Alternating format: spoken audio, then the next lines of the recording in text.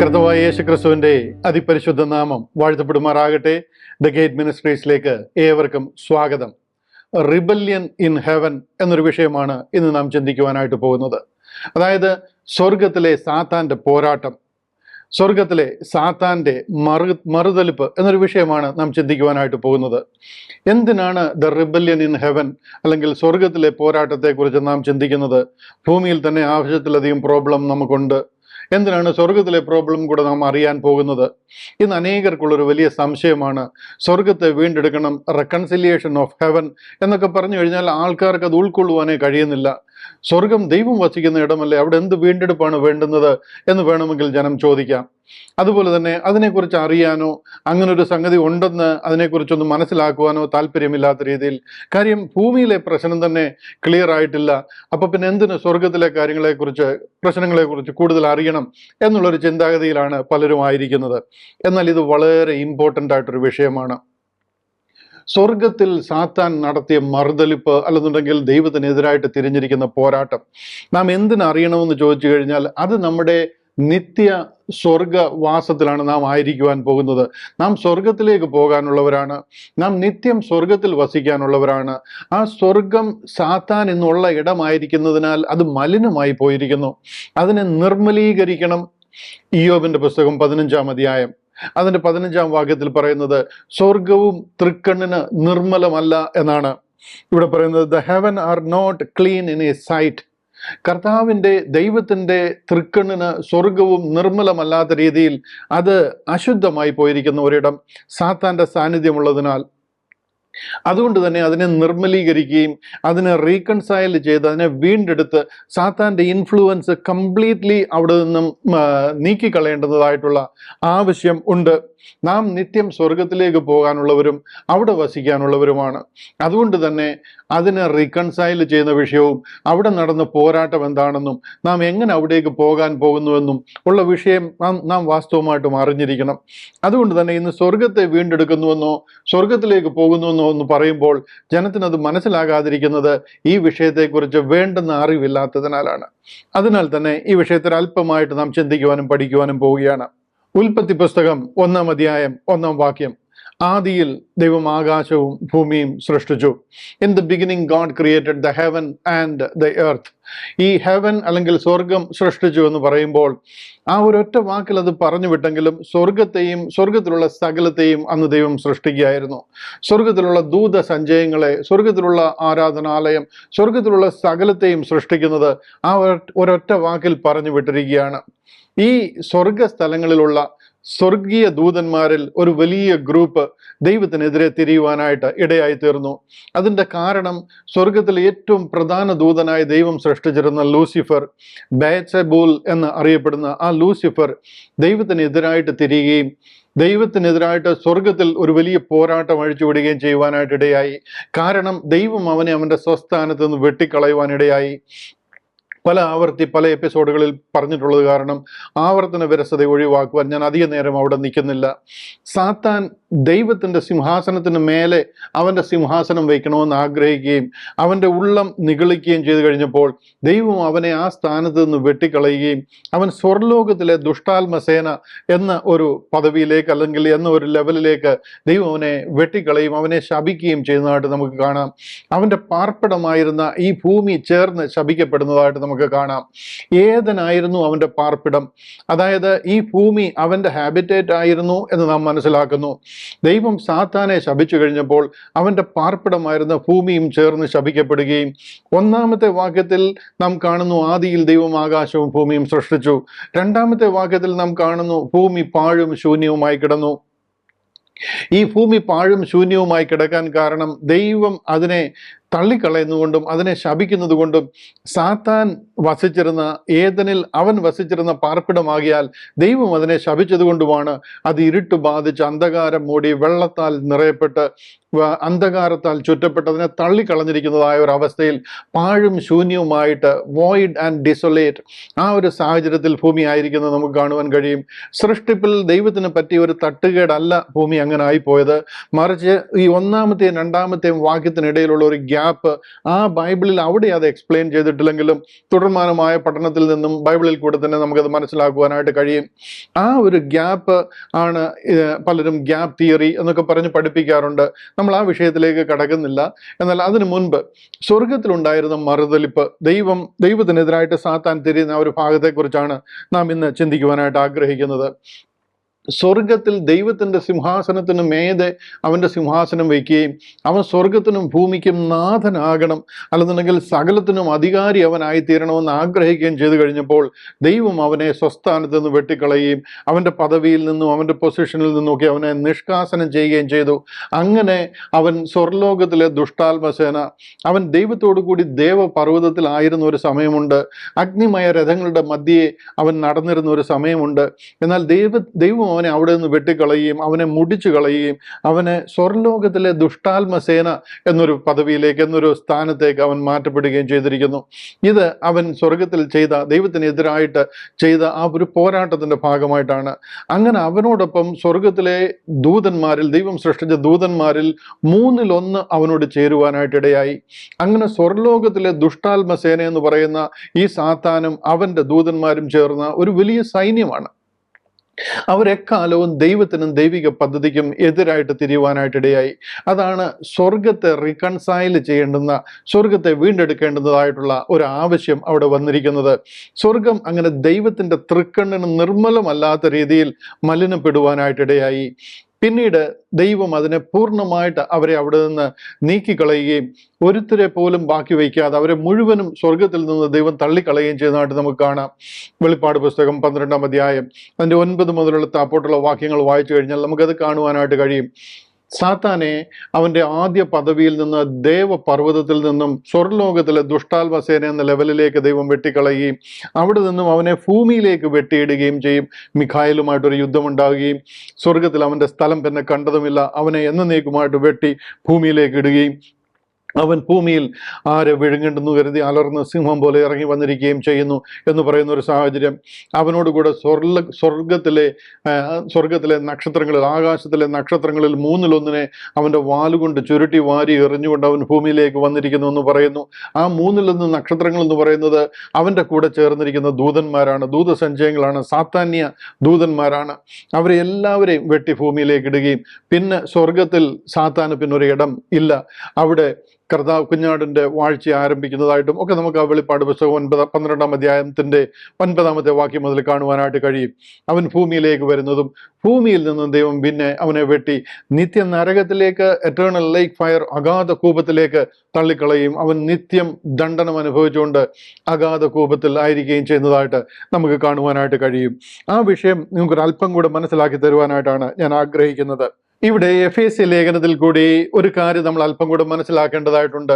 അതിൻ്റെ 3-ാമത്തെ അധ്യായം 10-11 വാക്യങ്ങൾ വായിച്ചു കഴിഞ്ഞാൽ നമുക്കവിടെ കാണുവാനായിട്ട് കഴിയും.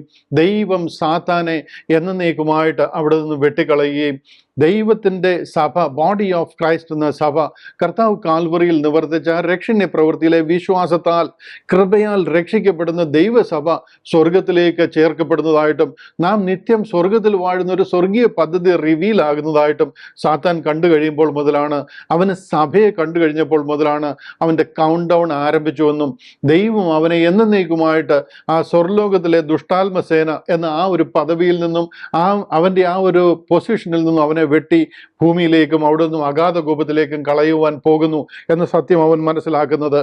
ഇവിടെ 3-ാമത്തെ അധ്യായം 10-11 വാക്യങ്ങൾ ഇങ്ങനെ പറയുന്നു: അങ്ങനെ ഇപ്പോൾ സ്വർഗത്തിൽ വാഴ്ചകൾക്കും അധികാരങ്ങൾക്കും ദൈവത്തിൻ്റെ ബഹുവിധമായ ജ്ഞാനം അവൻ നമ്മുടെ കർത്താവായ യേശു ക്രിസ്തുവിൽ നിവർത്തിച്ച അനാദി നിർണയപ്രകാരം സഭ മുഖാന്തരം അറിയായി വരുന്നു. ദൈവത്തിൻ്റെ അനാദി നിർണയം, അനാദിയിലെ ഉലകം സ്ഥാപിക്കുന്നതിന് മുമ്പേ അനാദി കാലഘട്ടങ്ങളിലെ ദൈവം നിർണയിച്ചിരുന്ന ആ നിർണയം എന്തായിരുന്നുവെന്ന് ദൈവം ആർക്കും വെളിപ്പെടുത്തിയിരുന്നില്ല. അതുകൊണ്ട് തന്നെ സ്വർഗീയ ദൂതന്മാർക്കോ സാത്താനോ ഇതിനെക്കുറിച്ച് അറിയത്തില്ലായിരുന്നു.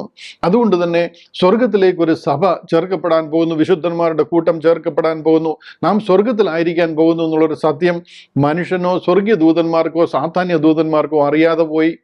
അതാണ് ഈ വാക്യത്തിൽ കൂടെ നമ്മളോട് പറയുന്നത്. സഭയെ കാണുമ്പോൾ സാത്താൻ അങ്ങനെ നാം സ്വർഗത്തിലേക്ക് ചേർക്കപ്പെടുന്നതായിട്ടും അവനെ എന്നേക്കുമായിട്ട് സ്വർഗത്തിൽ നിന്നും ദൈവം വെട്ടി ഭൂമിയിലേക്ക് കളയുന്നതായിട്ടും അവന് മനസ്സിലാകുന്നു. സഭ മുഖാന്തരം അവൻ അറിയായി വരുന്നു. ആ ഒരു വലിയ സത്യം നാം സ്വർഗത്തിലേക്ക് ചേർക്കപ്പെടുമ്പോൾ സാത്താൻ ഉണ്ടായിരുന്ന ഇടമാണല്ലോ എന്ന് ഒരു പക്ഷെങ്കിൽ നാം ചിന്തിക്കാം. ഈ ഭൂമിയും അവൻ്റെ പാർപ്പിടമായിരുന്നു. നാം ഇന്ന് വസിക്കുന്ന ഈ ഭൂമി സാത്താൻ്റെ പാർപ്പിടമായിരുന്നു. അവൻ ഏദനിലായിരുന്നു, അവൻ്റെ പാർപ്പിടം ഏദനായിരുന്നു. ഇതിനെ തള്ളപ്പെട്ട് വെള്ളത്താൽ ചുറ്റപ്പെട്ട് അന്ധകാരം ബാധിച്ച് ശപിക്കപ്പെട്ട് തള്ളപ്പെട്ടു പോയിരുന്ന ഒരു ഭൂമിയാണ്. എന്നാൽ പരിശുദ്ധാത്മാവ് ഇതിൻ്റെ മേലിറങ്ങി വരികയും ഇവിടുത്തെ ഇരുട്ട് മാറി പ്രകാശം പരക്കുകയും അങ്ങനെ ഇതിനെ മനുഷ്യവാസ യോഗ്യമാക്കി തീർക്കുകയും നവഗ്രഹങ്ങളിൽ ഒന്നിനോട് ചേർന്നിണക്കി ഇതിനെ മനുഷ്യവാസ യോഗ്യമാക്കി തീർക്കുകയും ചെയ്യുന്ന രീതിയിലാണ്. അതിനുശേഷമാണ് ഏദനിൽ ദൈവം മനുഷ്യനെ സൃഷ്ടിച്ചാക്കുന്നത്. അതുപോലെ തന്നെ സ്വർഗത്തിൽ സാത്താൻ ഉണ്ടായിരുന്നു എന്നുള്ളത് ശരിയാണെങ്കിലും അവനെ അവിടെ നിന്ന് എന്നേക്കുമായിട്ട് വെട്ടിക്കളഞ്ഞ സ്വർഗത്തെ നിർമ്മലീകരിക്കുകയും അതിനെ റീകൺസൈൽ ചെയ്യുകയും ചെയ്യുന്നത് ദൈവത്തിൻ്റെ പദ്ധതിയാണ്. അതിനുശേഷം നാം സ്വർഗത്തിൽ നിത്യം കർത്താവിനോടൊപ്പം വാഴുവാനായിട്ട് പോവുകയാണ്. ഇന്ന് സ്വർഗത്തിൽ സാത്താൻ അധികാരങ്ങളുണ്ട് എന്നുള്ളൊരു സത്യം നിങ്ങൾ മറന്നു പോകല്ല. എഫേസ്യ ലേഖനത്തിന് തന്നെ 6-ാം അധ്യായം അതിൻ്റെ ചില വാക്യങ്ങൾ ഞാനൊന്ന് വായിച്ച് കേൾപ്പിക്കാം. 10 മുതൽ 13 വരെയുള്ള വാക്യങ്ങൾ അതൊന്ന് ശ്രദ്ധിച്ച് കേട്ടാട്ട് അവിടെ പറയുകയാണ്, ഒടുവിൽ കർത്താവിലും അവൻ്റെ അമിത ബലത്തിലും ആശ്രയിപ്പീൻ. അതായത് സാത്താൻ്റെ തന്ത്രങ്ങളോട് നാം എതിർത്ത് നിൽക്കണം. അല്ല എന്നുണ്ടെങ്കിൽ അവൻ നമ്മളെ വഞ്ചിക്കുവാൻ അവൻ എന്താ പറയുന്നത് തന്ത്രങ്ങളിൽ കൂടെ നമ്മളെ വഞ്ചിക്കുവാനായിട്ട് ഇടയായിത്തീരും. അതുകൊണ്ട് പറയുകയാണ്, ഒടുവിൽ കർത്താവിലും അവൻ്റെ അമിത ബലത്തിലും ശക്തിപ്പെടുവീൻ. പിശാചിൻ്റെ തന്ത്രങ്ങളോട് എതിർത്ത് നിൽപ്പാൻ കഴിയേണ്ടതിന് ദൈവത്തിൻ്റെ സർവായുധവർഗം ധരിച്ചുകൊള്ളുവീൻ. ഒരു പട്ടാളക്കാരൻ നിൽക്കുന്നത് പോലെ വേണം ഈ യുദ്ധഭൂമിയിൽ. നിങ്ങളൊരു വാർ ഫീൽഡിലാണ് നിൽക്കുന്നതെന്നുള്ള ബോധ്യത്തോടു കൂടി വേണം. ഇതൊരു ശരിക്കും പറഞ്ഞു കഴിഞ്ഞാൽ ഒരു യുദ്ധകളത്തിലാണ് നിങ്ങൾ നിൽക്കുന്നത്. സാത്താൻ എന്നും നമുക്കെതിരായിരിക്കും, ദൈവജനത്തിന് എന്നും എതിരായിരിക്കും. 12-ാമത്തെ വാക്യം, നമുക്ക് പോരാട്ടമുള്ളത് ജഡരക്തങ്ങളോടല്ല, അതായത് മനുഷ്യരോടല്ല. പ്രോബ്ലംസ് വരുന്നത് മനുഷ്യക്കൂടാണെങ്കിലും നമുക്ക് പോരാട്ടമുള്ളതും ജഡരക്തങ്ങളോടല്ല, വാഴ്ചകളോടും അധികാരങ്ങളോടും ഈ അന്ധകാരത്തിൻ്റെ ലോകാധിപതിയോടും സ്വർലോകത്തിലെ ദുഷ്ടാത്മസേനയോടുമാണ്. മനസ്സിലാകുന്നുണ്ടോ? അവൻ ഈ അന്ധകാരത്തിൻ്റെ ലോകാധിപതിയാണ്. ഈ ലോകത്തിൻ്റെ അധിപതിയായിട്ട് അവൻ വാഴുകയാണ്. ഈ ലോകത്തിൻ്റെ ദൈവം അവനാണ്. യേശു ക്രിസ്തുവിനെ ഈ ലോകം മുഴുവൻ കാണിച്ചിട്ട് അവൻ പറഞ്ഞത്, ഇത് മുഴുവനും എനിക്ക് നൽകപ്പെട്ടിരിക്കുന്നു. എന്നെ വീണ് നമസ്കരിച്ചു കഴിഞ്ഞാൽ ഞാൻ ഇത് നിനക്ക് തരാമെന്ന് പറയുന്ന രീതിയിൽ ഈ ലോകത്തിൻ്റെ ദൈവമായിട്ട് അവൻ വാണുകൊണ്ടിരിക്കുകയാണ്. അതുകൊണ്ട് തന്നെ നിങ്ങൾ ദുർദിവസത്തിൽ എതിർപ്പാനും സകലവും സമാപിച്ചിട്ട് ഉറച്ചു നിൽപ്പാനും കഴിയേണ്ടതിന് ദൈവത്തിൻ്റെ സർവായുധ വർഗം എടുത്തുകൊള്ളുവീൻ. സാത്താൻ നമുക്കെതിരെ പോരാടിക്കൊണ്ടേയിരിക്കും. അവനെ വെട്ടിക്കളഞ്ഞു, അവനൊരു അധികാരവുമില്ല, അവനൊരു പവറില്ല, അവൻ നിത്യ നരകാഗ്നിയിലേക്ക് ദൈവം കളഞ്ഞു എന്നൊന്നും ചിന്തിക്കല്ല. അവൻ്റെ ആ ഒറിജിനൽ പദവിയിൽ നിന്ന് ദൈവം വെട്ടിക്കളഞ്ഞു എന്നുള്ളത് ശരിയാ. എന്നാൽ അവന് മിഖായേലിനെ തടഞ്ഞു നിർത്താനുള്ള അധികാരമുണ്ട്, അതിനുള്ള പവറുണ്ട്. ഗബ്രിയേലിനെ, ദാനിയേലിൻ്റെ പ്രാർത്ഥനയ്ക്ക് മറുപടിയുമായി പോയ ഗബ്രിയേലിനെ 21 ദിവസം തടഞ്ഞു നിർത്താൻ കഴിവുള്ളവനവന്. അതുകൊണ്ട് തന്നെയാ പറയുന്നത്, ഒടുവിൽ കർത്താവിലും അവൻ്റെ അമിത ബലത്തിലും ശക്തിപ്പെടുവീൻ. നിങ്ങൾ സർവായുധ വർഗം ധരിച്ചുകൊള്ളുവീൻ. സാത്താനോട് എതിർത്ത് നിൽക്കുവാൻ കഴിയേണ്ടതിന്. കാര്യം ഈ ലോകത്തിൻ്റെ അധിപതിയായിട്ട് അവൻ ഇന്നും അതിൻ്റെ കുടികിടപ്പ് അവകാശം പറഞ്ഞ് ഈ ലോകത്തിൽ തന്നെ ഉണ്ട്. അവനെ ദൈവം എന്നേക്കും വെട്ടിക്കളയുന്ന ഒരു സമയം വരുന്നുണ്ട്. എന്നാൽ അതുവരെ നാം വളരെ തന്ത്രപരമായിട്ട് അവൻ നമ്മളോട് ഇടപെട്ടുകൊണ്ടേയിരിക്കും. അതുകൊണ്ട് തന്നെയാണ് നമുക്ക് ഈ ദൈവിക പദ്ധതിയും കർത്താവ് കാൽവറിയിൽ തുറന്നിരിക്കുന്ന രക്ഷണ്യ പദ്ധതിയും ഒന്നും മനസ്സിലാകാതെ പോയിരിക്കുന്നത്. 2 കൊരിന്ത്യൻസ് 4-ാം അധ്യായം അതിൻ്റെ 4-ാം വാക്യം കൂടെ ഞാനൊന്ന് വായിച്ച് കേൾപ്പിക്കാം. കൊരിന്ത്യർക്ക് എഴുതിയ 2-ാമത്തെ ലേഖനം അതിൻ്റെ 4-ാം അധ്യായം 4-ാം വാക്യം അവിടെ പറയുകയാണ്, ദൈവപ്രതിമയായ ക്രിസ്തുവിൻ്റെ തേജസ്സുള്ള സുവിശേഷത്തിൻ്റെ പ്രകാശനം ശോഭിക്കാതിരിപ്പാൻ ഈ ലോകത്തിൻ്റെ ദൈവം അവിശ്വാസികളുടെ കണ്ണ് കുരുടാക്കി. കണ്ടില്ലേ? അതായത് ഇവിടെ ദൈവപ്രതിമയായ ക്രിസ്തുവിൻ്റെ തേജസ്സുള്ള സുവിശേഷത്തിൻ്റെ പ്രകാശനം ശോഭിക്കാതിരിക്കേണ്ടതിന് ഈ ലോകത്തിൻ്റെ ദൈവം അതാരാ? അതാണ് ഈ സാത്താൻ. ഈ ലോകത്തിൻ്റെ ദൈവം അവിശ്വാസികളുടെ കണ്ണ് കുരുടാക്കിയിരിക്കുന്നു. അതുകൊണ്ട് അവർക്ക് ഈ സത്യം എന്താണെന്നോ ക്രൂശിലൂടെ തുറന്നിരിക്കുന്ന രക്ഷണ്യ പദ്ധതി എന്താണെന്നോ പറഞ്ഞാൽ അതിനെ മനസ്സിലാക്കാനോ അതിനെ അപ്രീഷിയേറ്റ് ചെയ്യാനോ കഴിയാത്തവണ്ണം അവരുടെ കണ്ണ് കുരുടാക്കിയിരിക്കുന്നു. കാര്യം എന്താണെന്ന് ചോദിച്ചു കഴിഞ്ഞാൽ അതിൻ്റെ പിന്നിൽ പ്രവർത്തിക്കുന്നത് സാത്താനാണ്. ക്രൂശിൽ കൂടി ഒരു മനുഷ്യര് പോലും ആ രക്ഷണീയ പദ്ധതി മനസ്സിലാക്കണമെന്നോ അവരതിൽ കൂടി ബോഡി ഓഫ് ക്രൈസ്റ്റ് എന്ന ദൈവസഭയുടെ ഭാഗമായി നിത്യം സ്വർഗത്തിൽ വസിക്കുന്ന ആ ഒരു ദൈവിക വിളിയിലേക്ക് വരണമെന്നോ സാത്താൻ ആഗ്രഹിക്കുന്നില്ല. അതുകൊണ്ട് തന്നെ അവൻ ഇതിനെതിരായിട്ട് എക്കാലവും പോരാടിക്കൊണ്ടിരിക്കും. അതാണ് എഫേസ്യ ലേഖനത്തിൽ പറയുന്നത്, നമുക്ക് പോരാട്ടമുള്ളത് ജഡരക്തങ്ങളോടല്ല, വാഴ്ചകളോടും അധികാരങ്ങളോടുമാണ്. Powers and principalities in the heavenlies. കാര്യങ്ങൾ ഇങ്ങനെയായിരുന്നാലും ദൈവം അധികം വിദൂരമല്ലാത്ത ഭാവിയിൽ അവനെ സ്വർഗത്തിൽ നിന്നും എന്നേക്കുമായിട്ട് നിഷ്കാസനം ചെയ്യുന്നതായിട്ട് നമുക്ക് കാണുവാനായിട്ട് കഴിയും. ഇവിടെ വെളിപ്പാട് പുസ്തകം 12-ാം അധ്യായം അതിൻ്റെ 7 മുതൽ താപോട്ട് ഉള്ള ചില വാക്യങ്ങൾ വായിച്ചു കഴിഞ്ഞാൽ നമുക്കത് അവിടെ അത് വ്യക്തമായിട്ട് എഴുതിയിരിക്കുന്നത് കാണുവാൻ കഴിയും. ഞാൻ പെട്ടെന്ന് വായിച്ച് അത് നിങ്ങൾക്ക് മനസ്സിലാക്കി തരാനായിട്ട് ശ്രമിക്കാം. ഇവിടെ 7-ാമത്തെ വാക്യത്തിൽ പറയുകയാണ്, പിന്നെ സ്വർഗത്തിൽ യുദ്ധമുണ്ടായി. മിഖായേലും അവന്റെ ദൂതന്മാരും മഹാസർപ്പത്തോട് പടവെട്ടി, തൻ്റെ ദൂതന്മാരുമായി മഹാസർപ്പവും പടവെട്ടി ജയിച്ചില്ലാതാനും. ഇവിടെ കാണുന്ന ഈ മഹാസർപ്പം എന്ന് പറയുന്നത് ഏദനിൽ ഹവ്വായുടെ അടുത്ത് വന്ന ആ പഴയ പാമ്പായ സർപ്പമാണ്. ആ മഹാസർപ്പമായി മാറിയിരിക്കുകയാണ്. ലോകത്തിലുള്ള സകല ആരാധനകളും സ്വീകരിച്ച് അവനൊരു മഹാസർപ്പമായി തീർന്നിരിക്കുകയാണ്. പണ്ട് അവിടെ കണ്ട ആ ഒരു പച്ചിലപ്പാമ്പ് തന്നെയാണ്, ആ 4 കാലുകളിൽപ്പെട്ട ആ പച്ചിലപ്പാമ്പ് തന്നെയാണ് ഈ കാണുന്ന മഹാസർപ്പം എന്ന് പറയുന്നത്. എന്നാൽ അവനെ എന്നേക്കുമായിട്ട് വെട്ടിക്കളയുവാനായിട്ട് ദൈവം അവിടെ ചെയ്യുന്ന അവനെ വെട്ടിക്കളയുന്നതായിട്ട് നമുക്ക് കാണാം. സ്വർഗത്തിൽ അവരുടെ സ്ഥലം പിന്നെ കണ്ടതുമില്ല. അവനെ ദൈവം ഒന്നാമത് ദേവപർവ്വതത്തിൽ നിന്നും വെട്ടി സ്വർലോകത്തിലെ ദുഷ്ടാത്മസേന അവിടെ നിന്നും എന്നേക്കുമായിട്ട് വെട്ടിക്കളയുകയാണ്. അവരുടെ സ്ഥലം പിന്നെ സ്വർഗത്തിൽ കണ്ടതുമില്ല. അന്ന് മുതൽ കർത്താവ് യേശു ക്രിസ്തുവിന്റെ വാഴ്ച ആരംഭിക്കുകയാണ്. കർത്താവ് മരണ പുനരുദ്ധാനത്തിന് ശേഷം കാൽവറിയിൽ കൂടെ ആ രക്ഷണീയ പ്രവൃത്തി നിവർത്തിച്ച് മരിച്ചുയർത്തെഴുന്നേറ്റതിന് ശേഷം പറയുന്നുണ്ട്, സ്വർഗത്തിലും ഭൂമിയിലും സകല അധികാരവും എനിക്ക് നൽകപ്പെട്ടിരിക്കുന്നു. അതുകൊണ്ട് പുറപ്പെട്ട പിതാവിന്റെയും പുത്രന്റെയും പരിശുദ്ധാത്മാവിന്റെ നാമത്തിൽ സ്നാനം കഴിപ്പിച്ചു എന്നൊക്കെ പറയുന്നൊരു ഭാഗം നമുക്കറിയാം. സ്വർഗത്തിലും ഭൂമിയിലും സകല അധികാരവും എനിക്ക് നൽകപ്പെട്ടിരിക്കുന്നു. യെസ്, കർത്താവിന് സകല അധികാരവും നൽകപ്പെട്ടിരുന്നുവെങ്കിലും ഇപ്പോൾ സകലവും അവൻ്റെ കാൽ കീഴായിരിക്കുന്നതായി കാണുന്നില്ല എന്നൊരു ഭാഗത്ത് പറയുന്നത് നമുക്കറിയാം. അതിൻ്റെ എല്ലാം കാരണം എന്താണെന്ന് ചോദിച്ചു കഴിഞ്ഞാൽ കർത്താവിൻ്റെ കരുണ കാലഘട്ടം ആരംഭിച്ചിരിക്കുന്ന കാരണം. ആ ആധിപത്യം തുടങ്ങിയെങ്കിലും ദൈവം ആ ആധിപത്യം അതിൻ്റെ ആ ഒരു പ്രാക്ടീസ് അല്ലെങ്കിൽ ആധിപത്യം ആരംഭിച്ചിരുന്നില്ല. ദൈവത്തിൻ്റെ കയ്യിലായിരുന്നു ആ ആധിപത്യമെങ്കിലും അവൻ ആ ആധിപത്യം ആരംഭിച്ചിരുന്നില്ല. ഈ സാത്താനെ ആ ഒരു പ്രത്യേക ടൈം പീരീഡ് അല്ലെന്നുണ്ടെങ്കിൽ എന്താ പറയുന്നത്, ആ ഡിസ്പെൻസേഷൻ ഓഫ് ഗ്രേസ് എന്ന് പറയുന്ന കാലഘട്ടം കഴിഞ്ഞ് നാം ഇവിടുന്ന് ചേർക്കപ്പെട്ട് കഴിയുമ്പോൾ കർത്താവ് അതിൻ്റെ ആ ഒരു ആധിപത്യം ആരംഭിക്കുകയും സാത്താനെ എന്നേക്കുമായിട്ട് സ്വർഗത്തിൽ നിന്ന് വെട്ടിക്കളയുകയും ചെയ്യുന്നതായിട്ട് നമുക്ക് കാണാം. അടുത്ത വാക്യത്തിൽ പറയുകയാണ്, സ്വർഗത്തിൽ അവരുടെ സ്ഥലം പിന്നെ കണ്ടതുമില്ല.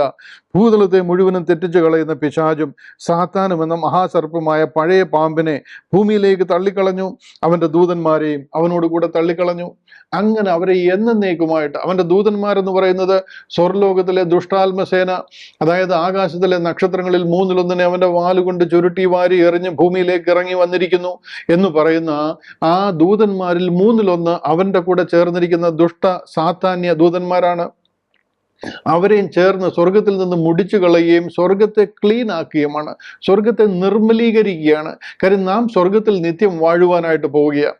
അതിൻ്റെ അടുത്ത വാക്യത്തിൽ പറയുന്നത് 12-ാമത്തെ വാക്യം വായിക്കാം. അവിടെ പറയുന്നത്, ആകയാൽ സ്വർഗവും അതിൽ വസിക്കുന്നവരുമായുള്ളവരെ ആനന്ദിപ്പീൻ, ഭൂമിക്കും സമുദ്രത്തിനും അയ്യോ കഷ്ടം, പിശാച് തനിക്ക് അല്പകാലമേ ഉള്ളൂവെന്ന് അറിഞ്ഞ് മഹാക്രോധത്തോട് നിങ്ങളുടെ അടുക്കൽ ഇറങ്ങി വന്നിരിക്കുന്നു. സ്വർലോകത്തിലെ ദുഷ്ടാത്മസേന ഇപ്പോൾ ഭൂമിയിൽ ഇറങ്ങി വന്നിരിക്കുക. ഈ സമയത്താണ് ഭൂമിയിൽ കഷ്ടകാലവും ആ 3.5 വർഷം കഴിയുമ്പോഴത്തേനും മഹാഉപദ്രവവും അല്ലെങ്കിൽ മഹാകഷ്ടകാലവും ആരംഭിക്കുന്നത്. ഉലകം സ്ഥാപിച്ചതിൽ നിങ്ങൾ കണ്ടിട്ടും കേട്ടിട്ടുമില്ലാത്ത ആ അതിഭയങ്കരമായ കഷ്ടകാലത്തിൽ കൂടി ലോകം കടന്നു പോകാൻ പോകുന്നത് ആ സമയത്താണ്. സാത്താനെയും അവൻ്റെ ദൂതന്മാരെയും ഭൂമിയിലേക്ക് വെട്ടി ദൈവം ഇട്ടിരിക്കുകയാണ്. അവൻ ആരെ വിഴുങ്ങണ്ടെന്ന് കരുതി അലർന്ന സിംഹം പോലെ അവൻ ഊടാടി സഞ്ചരിച്ചു കൊണ്ടിരിക്കുകയാണ്. ആ സമയത്താണ് അവര് ഭയങ്കര പ്രലോഭനങ്ങളിൽ കൂടിയും അന്നത്തേക്കുള്ള ആഹാരം, ഓരോ നേരത്തേക്കുള്ള ആഹാരം പോലും കഴിക്കുവാനും വിൽക്കുവാനും വാങ്ങിക്കുവാനും കഴിയാത്തവണ്ണം ലോകത്തിൽ മുഴുവനും മഹോപദ്രവ കാലത്തിലെ 666ഉം ആ മൃഗത്തിന്റെ മുദ്രയും ഭയങ്കരമായ സംഭവങ്ങൾ ഈ ലോകത്തിൽ ഉണ്ടാകുവാനായിട്ട് പോകുന്നത്. അതിനുശേഷം അവനെ ഇവിടെ നിന്നും വെട്ടി അഗാധ കൂപത്തിലേക്ക് കളയുന്നതായിട്ട് കാണുവാനായിട്ട് കഴിയും. വെളിപ്പാട് പുസ്തകത്തിന് 19-ാം അധ്യായം 20-ാം അധ്യായം ഒക്കെ പഠിക്കുമ്പോൾ നമുക്ക് കാണുവാൻ കഴിയും. കള്ളപ്രവാചകനെയും എതിർ ക്രിസ്തുവിനെയും ആദ്യം ദൈവം ആ അഗാധകൂപത്തിലേക്ക് ഇടുകയും സാത്താനെ 1000 ആണ്ടേക്ക് ചങ്ങലയിലേക്ക് ഇടുകയും ആ 1000 ആണ്ടിൻ്റെ അവസാനം അവനെയും വെട്ടി ഈ അഗാധകൂപത്തിലേക്ക് തള്ളിക്കളയുകയും ചെയ്യുന്നതായിട്ടൊക്കെ കാണുവാനായിട്ട് കഴിയും. ആ സമയത്ത് അഗാധകൂപത്തിലേക്ക് വീഴുന്ന സാത്താനെ കണ്ടുകൊണ്ട് യെശയ്യാ പ്രവാചകനും എസെക്കിയേൽ പ്രവാചകനും ഒക്കെ പ്രവചിച്ചിരിക്കുന്ന ഭാഗമാണ് അരുണോദയപുത്രനായ ശുക്ര, നീ ഞങ്ങളെപ്പോലെ ബലഹീനനായി പോയോ? നീ ദൈവത്തിൻ്റെ സിംഹാസനത്തിന് മീതെ നിന്റെ സിംഹാസനം വയ്ക്കും, നീ ദൈവത്തിന് സമനാകും എന്നാണല്ലോ പറഞ്ഞത്. നീ ഞങ്ങളെപ്പോലെ ബലഹീനനായി പോയോ എന്നൊക്കെ പറയുന്നത് ഇവനെ അന്ന് അവിടെ വെട്ടിയിടുമ്പോൾ ഓൾറെഡി അതിൽ കിടക്കുന്ന കള്ളപ്രവാചകനും എതിർ ക്രിസ്തുവും പറയുന്ന കാര്യമാണ്. ഈ സാത്താനെ നോക്കിക്കൊണ്ട് പറയുന്ന കാര്യമാണ് എസെക്കിയേൽ 28-ലും യെശയ്യാ 14-ലും ഒക്കെ പറഞ്ഞിരിക്കുന്ന ആ ഭാഗങ്ങൾ. സാത്താൻ ഇന്നും അവൻ്റെ അധികാരത്തോടു കൂടി അവൻ സ്വർലോകത്തിലെ ദുഷ്ടാത്മസേനയ ആരെ വിഴുങ്ങണ്ടെന്ന് കരുതി അവൻ ദൈവസഭയ്ക്കെതിരെ പോരാടിക്കൊണ്ടിരിക്കുക. അതുകൊണ്ടാണ് പറയുന്നത്, ഒടുവിൽ കർത്താവിലും അവൻ്റെ അമിത ബലത്തിലും ശക്തിപ്പെടുവീൻ, ആശ്രയിപ്പീൻ, സർവായുധവർഗം ധരിച്ചുകൊള്ളുവീൻ. ഏത് സമയത്തും 4 വിരൽ ദൂരത്ത് അവൻ നമ്മുടെ മുന്നിലുണ്ട്. നമ്മെ പിടിക്കുവാൻ, പ്രത്യേകിച്ച് ബോഡി ഓഫ് ക്രൈസ്റ്റ് എന്ന ദൈവസഭയുടെ ഭാഗമായിരിക്കുന്ന ദൈവമക്കളെ ഉപദ്രവിക്കുവാൻ അവനുണ്ട്. പക്ഷെ പരിശുദ്ധ ആത്മാവിനാൽ നാം പ്രൊട്ടക്റ്റഡ് ആണ്. പരിശുദ്ധ ആത്മാവിൻ്റെ ശക്തിയാൽ നാം കവേർഡാണ്. അതാ എഫേസ്യ ലേഖനം 1-ാം വാക്യത്തിൽ പറയുന്നത്, വിശ്വസിക്കുന്നവരിൽ വ്യാപരിക്കുന്ന അവൻ്റെ ശക്തിയുടെ അളവറ്റ വലിപ്പം ഇന്നതെന്ന് നിങ്ങൾ അറിയേണ്ടതിന് ഞാൻ പ്രാർത്ഥിക്കുന്നു. നാം എന്തൊക്കെ അറിയണമെന്ന് പോൾ പ്രാർത്ഥിക്കുന്ന കൂട്ടത്തിൽ ഒരു വിഷയമാണ് വിശ്വസിക്കുന്നവരിൽ വ്യാപരിക്കുന്ന, അതായത് കർത്താവായ യേശു ക്രിസ്തുവിൻ്റെ രക്തത്താൽ നാം വീണ്ടെടുക്കപ്പെട്ടിരിക്കുന്നു എന്ന് വിശ്വസിക്കുന്നവരിൽ വ്യാപരിക്കുന്ന അവൻ്റെ ശക്തിയുടെ അളവറ്റ വലിപ്പം ഇന്നതെന്ന് നിങ്ങൾ അറിയേണ്ടതിന്. നമ്മൾ ഏത് രീതിയിൽ സാത്താൻ്റെ യാതൊരു ആക്രമണങ്ങളും നമ്മുടെ നേരെ അടുക്കാതെ കൊണ്ടും പരിശുദ്ധ ആത്മാവിനാൽ നമ്മെ പ്രൊട്ടക്റ്റ് ചെയ്തിരിക്കുക. കർത്താവായ യേശു ക്രിസ്തുവിനെ മരിച്ചവരിൽ നിന്ന് ഉയർപ്പിച്ചവൻ്റെ ആത്മാവ് നിങ്ങളുടെ ഉള്ളിൽ വസിക്കുന്നുവെങ്കിൽ നിങ്ങളുടെ മർത്യ ശരീരങ്ങളെയും അവൻ ജീവിപ്പിക്കും. ആ പരിശുദ്ധാത്മ ശക്തിയാൽ നാം പ്രൊട്ടക്റ്റഡാ. അതിൻ്റെ അളവറ്റ വലിപ്പം ഇന്നതെന്ന് നിങ്ങൾ അറിയേണ്ടതിന് ഞാൻ പ്രാർത്ഥിക്കുന്നുവെന്ന് പൗലോസ് അപ്പോസ്തലൻ പറയുന്നത് ഈ സാത്താൻ്റെ ആക്രമണം നമുക്കെതിരെ ഉണ്ടാകാതിരിക്കുവാൻ വേണ്ടിയിട്ടാണ്. അതുകൊണ്ടാണ് നമ്മളോട് പറയുന്നത്, വിശുദ്ധിയിലും വേർപാടിലും കർത്താവിനോടുകൂടെ അവൻ്റെ കൃപയിലും അവൻ്റെ അമിത ബലത്തിലും ആശ്രയിപ്പീൻ, അതിൽ ശക്തിപ്പെടുവീൻ. Hallelujah, praise God. ഇവിടെ ഈ സ്വർഗത്തെ വീണ്ടെടുക്കുന്ന ഒരു പദ്ധതിയെക്കുറിച്ചും സ്വർഗത്തെ ശുദ്ധീകരിക്കുന്ന ഒരു പദ്ധതിയെക്കുറിച്ചുമാണ് നാം ചിന്തിക്കുന്നത്. സകല കർത്തൃത്വവും കർത്താവായ യേശു ക്രിസ്തുവിൻ്റെ അധികാരത്തിന് കീഴിൽ കൊണ്ടുവരികയും ഉലക സ്ഥാപനത്തിന് മുമ്പിലുള്ള ഒരു ദൈവിക പദ്ധതിയാണ്.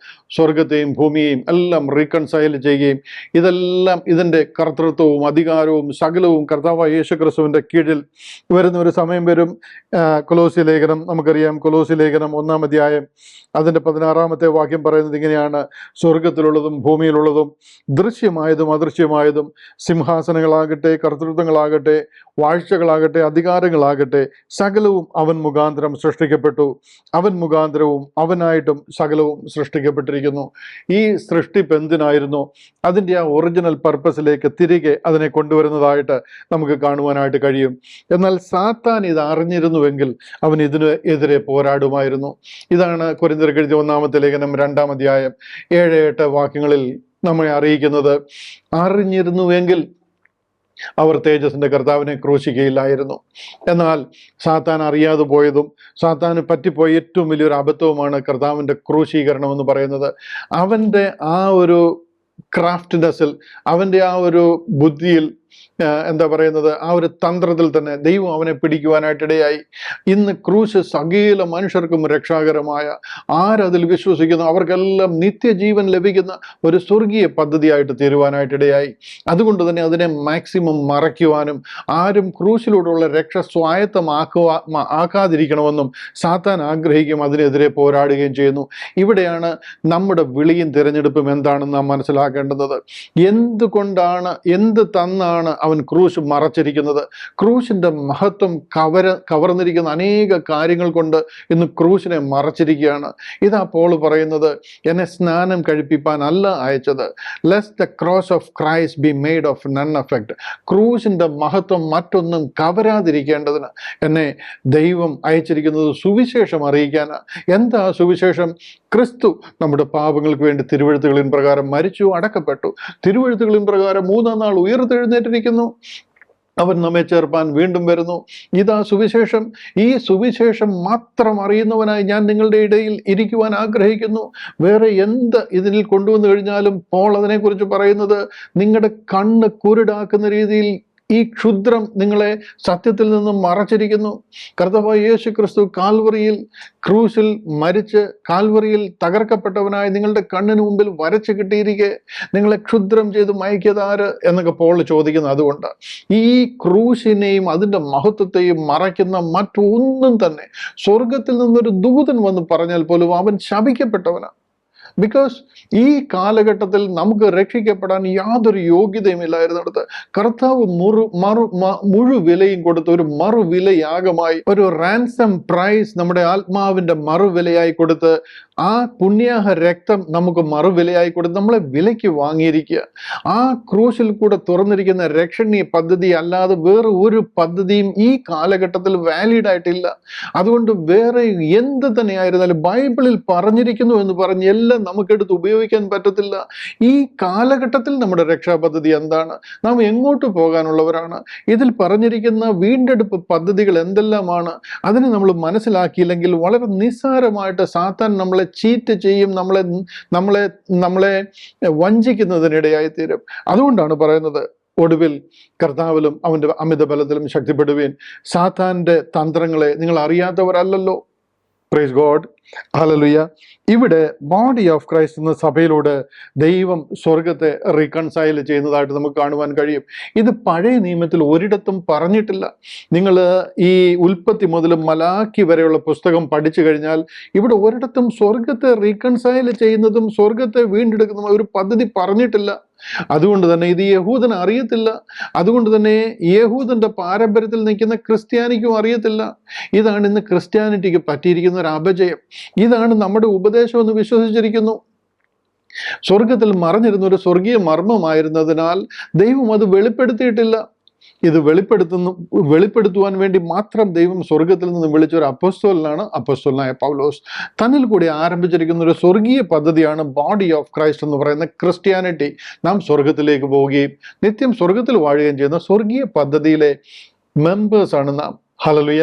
ആ ഒരു മഹനീയമായ അനുഭവം ദൈവം തൻ്റെ കൃപയാൽ നമുക്ക് തന്നിരിക്കുക. അതാ നമ്മളോട് പറയുന്നത് ഫിലിപ്പിയ ലേഖനം 3-ാം അധ്യായം 20-ാം വാക്യത്തിൽ പറയുന്നു.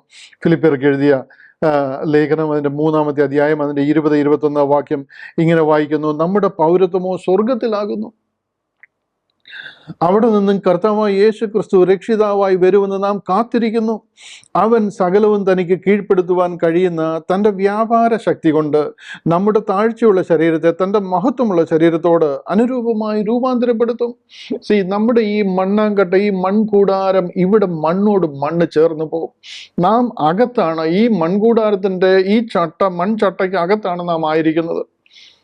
നമുക്കൊരു പുതിയ സ്വർഗീയ ശരീരം തന്ന് ദൈവം നമ്മളെ തൻ്റെ മഹത്വമുള്ള ശരീരത്തോട്, ഈ താഴ്ചയുള്ള ശരീരത്തെ തൻ്റെ മഹത്വമുള്ള ശരീരത്തോട് രൂപാന്തരപ്പെടുത്തും, അനുരൂപരാക്കും.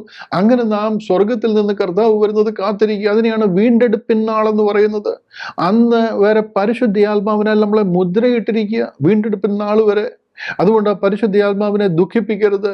ആ പരിശുദ്ധാത്മാവിനാലാണല്ലോ നിങ്ങളെ വീണ്ടെടുപ്പിൻ നാളിനായി മുദ്രയിട്ടിരിക്കുന്നത് എന്ന് പറഞ്ഞിരിക്കുന്നത്. Hallelujah, hallelujah. അതുപോലെ തന്നെ കൊരിന്ത്യർക്ക് എഴുതിയ 2-ാമത്തെ ലേഖനം 5-ാം അധ്യായം 1-ാം വാക്യത്തിൽ പറയാണ്: കൂടാരമായ ഈ ഭൗമഭവനം അഴിഞ്ഞു പോകും, ഈ മൺകൂടാരം അഴിഞ്ഞു പോകും. പോൾ ഈ കൂടാരം എന്ന് പറയാൻ കാര്യം, കൂടാരപ്പണിയാ പോൾ ചെയ്തിരുന്നത്. ഒരു നല്ല കാറ്റ് വന്നു കഴിഞ്ഞാൽ അത് അഴിഞ്ഞു പോകുന്നതാ, പൊളിഞ്ഞു പോകുന്നതാ. അല്ലെങ്കിൽ ആ ഫംഗ്ഷൻ കഴിയുമ്പോൾ അത് പൊളിച്ചടുക്കിക്കൊണ്ട് വേറൊരിടത്തോട്ട് പോകാനുള്ളതാ. അതാ പറയുന്നത്, കൂടാരമായ ഈ ഭൗമഭവനം അഴിഞ്ഞു പോകും. ഇത് നിത്യമല്ല. ഇത് നാം ഇവിടെ ഒന്നും നേടാനോ ഇവിടെ നിൽക്കാനോ ഉള്ളതല്ല. നാം ടെമ്പററി ഈ കൂടാരത്തിൽ ദൈവം നമ്മളെ ആക്കിയിരിക്കുക. നമ്മുടെ പെർമനന്റ് സ്ഥലം സ്വർഗമാണ്. സ്വർഗത്തിലെ സകല ആത്മീക അനുഗ്രഹങ്ങളാലും കർത്താവ് യേശു ക്രിസ്തുവിൽ നമ്മെ അനുഗ്രഹിച്ചിരിക്കുക. നമ്മുടെ വിളിയും തിരഞ്ഞെടുപ്പും സ്വർഗത്തിലേക്ക് പോകാനുള്ളതാണ്. അതുകൊണ്ടാണ് പറയുന്നത്, കർത്താവ് തൻ ഗംഭീരനാദത്തോടും പ്രധാന ദൂതന്റെ ശബ്ദത്തോടും ദൈവത്തിന്റെ കാഹളത്തോടും കൂടെ സ്വർഗത്തിൽ നിന്നിറങ്ങി വരികയും ക്രിസ്തുവിൽ മരിച്ചവർ മുന്നമേ ഉയർത്തെഴുന്നേൽക്കുകയും പിന്നെ ജീവനോട് ശേഷിക്കുന്ന നാം നിത്യം സ്വർഗത്തിൽ മേഘങ്ങളിൽ കർത്താവിനെ എതിരേൽപ്പാൻ ആകാശത്തിൽ ചേർക്കപ്പെടും. ഹല്ലേലൂയ. ഇതെല്ലാം നമ്മുടെ പ്രത്യാശ. ഇതാണ് ആക്ച്വലി ക്രിസ്തീയ പ്രത്യാശ. ബട്ട് അൺഫോർച്ചുനേറ്റ്ലി സാത്താൻ ഇന്ന് കോടിക്കണക്കിന് ജനങ്ങളുടെ കണ്ണിൽ പൊടിയിട്ടിരിക്കുന്നത് കാരണം, കണ്ണ് കുരുടാക്കിയിരിക്കുന്നത് കാരണം, ഈ സത്യം മനസ്സിലാക്കുവാൻ കഴിയാതെ യഹൂദ പദ്ധതിയിൽ അവരെ ഒതുക്കിയിരിക്കുകയാണ്. ഒരു വലിയ കേക്ക് കൊടുത്തിട്ട് വേറൊരു എന്താ പറയുക, ഇതിനെയാണ് ഞാൻ പറയുന്നത് പാൽപ്പായസം കുടിപ്പിച്ച് കൊല്ലുക എന്ന് പറയുന്നത്. അതിലെന്തെങ്കിലും തെറ്റുള്ള പദ്ധതിയാണോ എന്ന് ചോദിച്ചു കഴിഞ്ഞാൽ അല്ല. പക്ഷേ ഇത് ഈ കാലഘട്ടത്തിൽ വാലിഡ് അല്ല. ഈ കാലഘട്ടത്തിൽ വാലിഡ് ആയിരിക്കുന്ന കർത്താവിന്റെ ക്രൂശും അതിലെ വിശ്വാസത്താൽ ദൈവത്തിന്റെ കൃപയാൽ രക്ഷിക്കപ്പെടുന്ന പദ്ധതിയാണ്. ഇതിന് പകരം ഇവിടെ എന്ത് ചെയ്താലും നമ്മൾ രക്ഷയില്ല. അതാ പോൾ പറയുന്നത്, സ്വർഗത്തിൽ നിന്നൊരു ദൂതൻ വന്ന് പറഞ്ഞാൽ പോലും അവൻ ശപിക്കപ്പെട്ടവനാ. ഹല്ലേലൂയ. നിങ്ങൾക്ക് മനസ്സിലാകുന്നു എന്ന് ഞാൻ വിശ്വസിക്കുന്നു. തെസ്സലോനിക്ക ലേഖനം ഞാൻ വായിച്ചു കേൾപ്പിച്ചല്ലോ. ഇത് തന്നെയാണ് 1 കൊരിന്ത്യ ലേഖനം 15-ാം അധ്യായം 51 മുതൽ 54 വരെയുള്ള വാക്യങ്ങളിൽ പറയുന്നത്. നാം എല്ലാവരും നിദ്ര കൊള്ളുകയില്ല. കർത്താവിന്റെ കാഹളം ധനിക്കുമ്പോൾ നാം ഇവിടെ നിന്ന് രൂപാന്തരപ്പെടും. നാം എല്ലാവരും ചേർക്കപ്പെടും. ഹല്ലേലൂയ. ഈ മർത്യമായതിനെ അമർത്യമായതിനെ ധരിക്കും. ഈ മർത്യമായത് അമർത്യമായതിനെ ധരിക്കും. ഈ ദ്രവത്വമുള്ളത് അദ്രവത്വമായതിനെ ധരിക്കും. നാം നിത്യം സ്വർഗത്തിൽ വാഴുവാനും ഒരു സ്വർഗീയ ശരീരം ലഭിച്ച് ദത്തുപുത്രന്മാരായി നാം സ്വർഗത്തിൽ വാഴുവാനായിട്ട് പോവുകയാണ്. ഹല്ലേലൂയ. ഈ അനുഗ്രഹീതമായ പ്രത്യാശയാണ് ക്രിസ്ത്യാനിറ്റിക്ക് ദൈവം തന്നിരിക്കുന്നത്.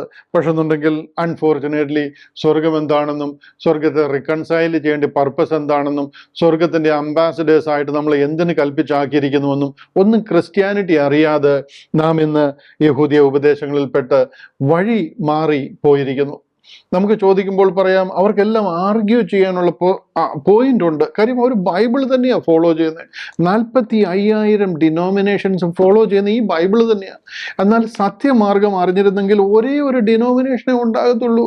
അത് കൃപയാൽ കർത്താവിലെ വിശ്വാസം മൂലം രക്ഷിക്കപ്പെടുന്ന ദൈവജനമാണ്. അതാണ് ബോഡി ഓഫ് ക്രൈസ്റ്റ് എന്ന ഈ കാലഘട്ടത്തിലെ കൃപായുഗത്തിലെ ദൈവസഭ എന്ന് പറയുന്നത്. ഇതെല്ലാം ദൈവവചനവും ദൈവിക പദ്ധതിയുമാണ്. ബട്ട് ആ പദ്ധതി എല്ലാം നമുക്ക് വാലിഡ് അല്ല. ഇന്ന് നമ്മെ ദൈവം വിളിച്ചിരിക്കുന്നത് സ്വർഗത്തിലേക്കുള്ള ആ ഒരു പദ്ധതിക്ക് വേണ്ടിയിട്ട്. അതിനായിട്ട് ദൈവം നിങ്ങളെ സഹായിക്കട്ടെ. ഈ സത്യവചനത്തെ യഥാർത്ഥമായിട്ട് മനസ്സിലാക്കുവാൻ ജീവനുള്ള കാലത്ത്, നിങ്ങളുടെ മൂക്കിൽ ശ്വാസമുള്ള കാലത്ത്, ശരീരത്തിന് ആരോഗ്യവും ബലവും മാംസവും മജ്ജയും തലയ്ക്ക് ബോധവുമുള്ള കാലത്ത് കർത്താവിൻ്റെ ഈ വചനവുമായിട്ട് ഈ സത്യസുവിശേഷം അനേകരെ അറിയിക്കുവാൻ ദൈവം നിങ്ങൾക്ക് കൃപ തരട്ടെ. ഈ സത്യസുവിശേഷം പരമാർത്ഥമായി ഈ സത്യവചനത്തെ വെളിപ്പെടുത്തുവാൻ ദൈവത്തിൻ്റെ സ്വർഗത്തിൻ്റെ അംബാസഡേഴ്സായി, യേശു ക്രിസ്തുവിൻ്റെ അംബാസഡേഴ്സായി ഈ റിക്കൺസിലിയേഷൻ, ഈ മിനിസ്ട്രി ഓഫ് റിക്കൺസിലിയേഷൻ ലോകത്തെ ദൈവം ഈ ലോകത്തിന്റെ പാപങ്ങളെ കണക്കിടാതെ ലോകത്തെ കർത്താവായ യേശു ക്രിസ്തുവിൽ കൂടെ ദൈവത്തോട് നിരപ്പിച്ചിരിക്കുന്നു. ഈ നിരപ്പിന്റെ ശുശ്രൂഷ ഞങ്ങളുടെ പക്കൽ ഭരമേൽപ്പിച്ചിരിക്കുന്നു. ഇതാ നമ്മുടെ മഹാദൗത്യം. അല്ലാതെ യഹൂദനോട് ദൈവം യേശു ക്രിസ്തു ഈ ലോകത്തിലായിരുന്നപ്പോൾ കർത്താവ് അവർക്ക് കൊടുത്തതല്ല നമ്മുടെ മഹാദൗത്യം.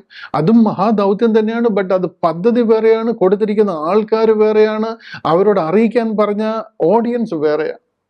പുറപ്പെട്ട നിങ്ങൾ പിതാവിൻ്റെയും പുത്രൻ്റെയും പരിശുദ്ധാത്മാവിൻ്റെ നാമത്തിൽ സ്നാനം കഴിപ്പിച്ചും, ശരിയാ, അത് പറഞ്ഞിരിക്കുന്ന ആള് വേറെ, അത് താങ്കളുടെ വിളിയല്ല. മനസ്സിലാക്കുവാൻ മനസ്സുള്ളവർക്കായിട്ട് ഞാൻ ദൈവത്തെ സ്തുതിക്കുന്നു. ഇതിൽ നമുക്ക് എന്ത് തീരുമാനവും എടുക്കാം. കർത്താവിൻ്റെ വരവിൽ കൈവിടപ്പെട്ടു പോകുന്നതിൻ്റെ പരിപൂർണ ഉത്തരവാദിത്വമാണ് നമ്മളായി എടുക്കുന്ന തീരുമാനം. അപ്പൊ അതുകൊണ്ട് അതിനെ മനസ്സിലാക്കി സത്യവചനത്തെ യഥാർത്ഥമായി പ്രസംഗിച്ചും പഠിപ്പിച്ചും മനസ്സിലാക്കിയും കർത്താവിന് കൊള്ളാവുന്നവരായി നിൽക്കുവാൻ ദൈവം നിങ്ങളെ സഹായിക്കട്ടെ. ഇതിലെ ദൈവിക സത്യങ്ങൾ പറയുവാനും പറഞ്ഞു മനസ്സിലാക്കുവാനും ദൈവം നമുക്കൊക്കെയും പ്രത്യേകം കൃപ തരട്ടെ എന്ന് പ്രാർത്ഥിക്കുന്ന ഒരു വാക്യം കൂടെ മാത്രം വായിച്ചു കേൾപ്പിച്ചുകൊണ്ട് നമ്മളെ ഏൽപ്പിച്ചിരിക്കുന്ന ആ സ്വർഗീയ ദൗത്യം എന്താണെന്ന് നിങ്ങളെ ഒരിക്കൽ കൂടി ഒന്ന് ഓർപ്പിച്ചുകൊണ്ട് ഞാനിത് അവസാനിപ്പിക്കുവാനായിട്ട് പോവുകയാണ്. എഫേസ്യ ലേഖനം 3-ാം അധ്യായം അതിൻ്റെ 8 മുതൽ താപോട്ടുള്ള ചില വാക്യങ്ങൾ ഞാനൊന്ന് വായിച്ചു കേൾപ്പിക്കാം. അവിടെ പൗലോസ് അപ്പോസ്തലൻ പറയുകയാണ്, സകല വിശുദ്ധന്മാരിലും ഏറ്റവും ചെറിയവനായ എനിക്ക് ജാതികളോട് ക്രിസ്തുവിൻ്റെ ഈ അപ്രമേയ ധനത്തെക്കുറിച്ച് പ്രസംഗിപ്പാനും സകലവും സൃഷ്ടിച്ച ദൈവത്തിൽ അനാദികാലം മുതൽ മറഞ്ഞു കിടന്ന ആ മർമ്മത്തിൻ്റെ വ്യവസ്ഥ ഇന്നതെന്ന് പ്രകാശിപ്പാനും ആയി ഈ കൃപ നൽകിയിരിക്കുന്നു. എൻ്റെ മേൽ പകർന്നിരിക്കുന്ന ഈ കൃപ എന്തിനാണെന്ന് പോൾ പറയുക. മനസ്സിലായോ? സകലവും സൃഷ്ടിച്ച ദൈവത്തിൽ അനാദികാലം മുതൽ മറഞ്ഞു കിടന്ന ഈ മർമ്മത്തിൻ്റെ വ്യവസ്ഥ ഇന്നതെന്ന് പ്രകാശിപ്പാനായി ഈ കൃപ നൽകിയിരിക്കുന്നു.